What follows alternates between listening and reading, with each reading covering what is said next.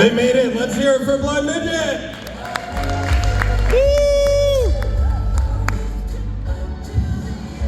How you guys doing tonight? So like Cowboy Cooch, I have had my struggles with medical stuff. I'm a cancer survivor.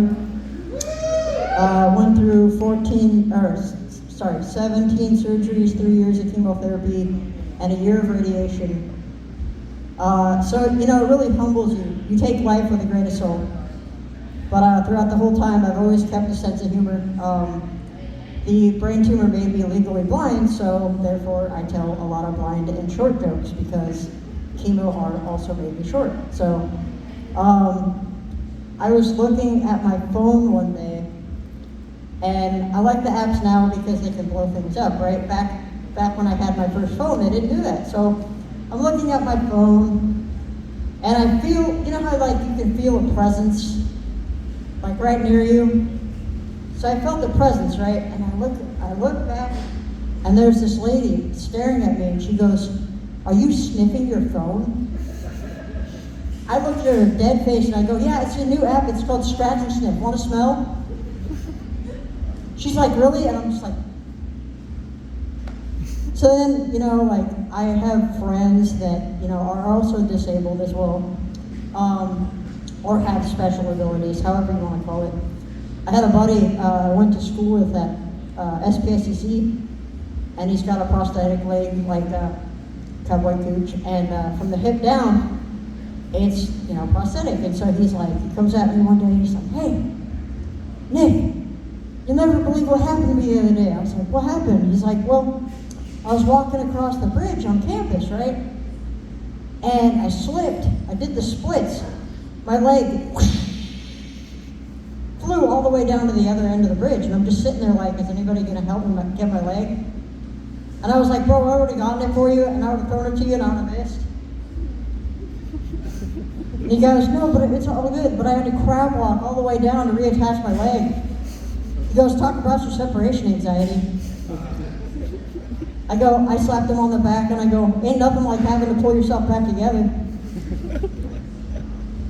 I have another buddy who has an electric wheelchair, and he says to me one day, "You want to go riding?"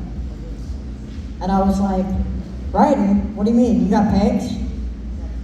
Like, I don't understand how I'm going to go riding with you.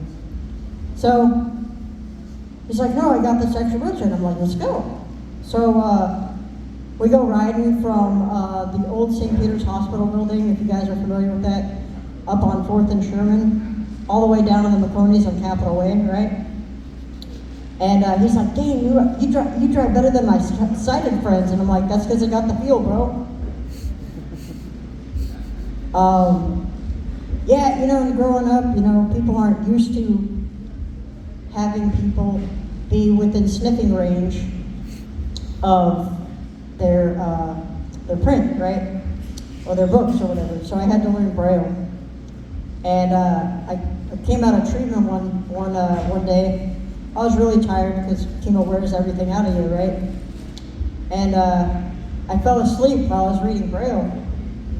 I woke up with about, 10 of my friends sitting up, and like staring at me like, "Is he sleeping?" And I woke up and I was like, I got stuck on a word.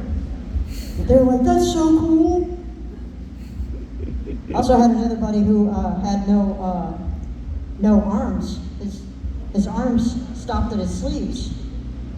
So we'd be hanging out, and it's scary riding with a person who drives with his feet, let me tell you. Saw my life flash before my eyes a couple times. But no, he was we were buying something at the store, right? And I was like, "Hey man, can I lend you a hand?" And he's like, "No, but I could lend you a foot."